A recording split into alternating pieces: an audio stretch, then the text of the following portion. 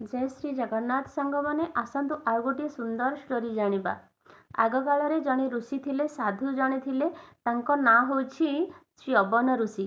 च्यवन ऋषि थरे एकदा तपस्या करी करी करी करी एते तपस्या कले जे से उई हुंका पलटि गलेनी, तथापि मध्य से भितरे थाइकिरी तपस्या करूछंती।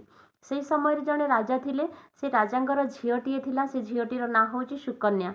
सुकन्या दिने बनरे बुलु बुलु से च्यवन ऋषि उई हुंका पलटि जाइछन्ते बोली जानि नाहंती।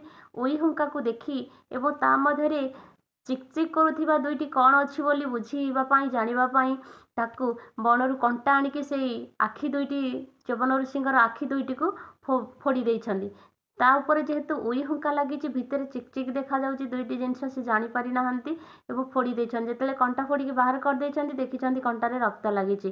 तेणु करी दौड़ी जाई तांको बापा को जणैछन्ती, बापा मु एई सब काम करि देई आसीची बनरे, कौन एमिति हैला, काहेकि रक्त बाहरिला माटी भितरु। राजा मध्य आसिले। राजा जेतेले आसिकी से उई हुंका को ताड़ीछन्ती, उई हुंका भितरे च्यवन ऋषि तपस्या करुछन्ती।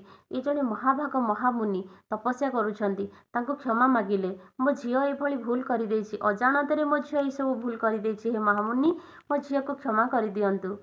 च्यवन ऋषि कहिले, हे महाराज मु तो तपस्या करुथिली, आपनका झियो मोर एई सब दुर्दशा करिछि।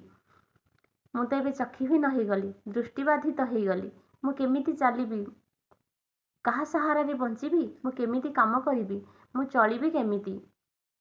एई कथारे सुकन्या करिथिबा काम पाई निजे मर्माहत थिले, दुखित थिले एवं करिथिबा भूलर प्रायश्चित पाई ऋषि को विवाह करबा पाई मनस्थ कले एवं बापा को कहिले, बापा मु च्यवन ऋषि को विवाह करिबी।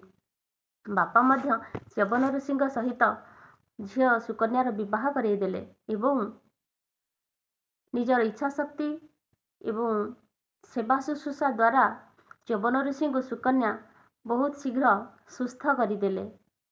कथा होची जने श्रवण बाधित हुअंतु बा दृष्टि बाधित हुअंतु, आमे उपयुक्त सेवा दायित्व करने द्वारा तांको मुख्य स्रोत रे सामिल करि परिबा। दृष्टिबाधित पिला हुअंतु बा श्रवण बाधित कि गोड़ अक्षमता कि हाथ अक्षमता, जेकोसी अक्षम थिबा पिला को आमे सक्षम करि परिबा। समस्त पिला मानक सहित मुख्य स्रोत रे तांको आमे सामिल करि परिबा। केवल आम भितरे दृढ़ इच्छा शक्ति और से पिलाटी को समाज आखिरे गोटे भल ईश्वर सृष्टि मनीष हिसाब से आमे तांको गणना करिबा एवं तांकर उपयुक्त केयर करिया द्वारा आमे भल करि देई परिबा। रहुछि, बाय बाय। आज वीडियो जदि भल लागिथिबा प्लीज लाइक शेयर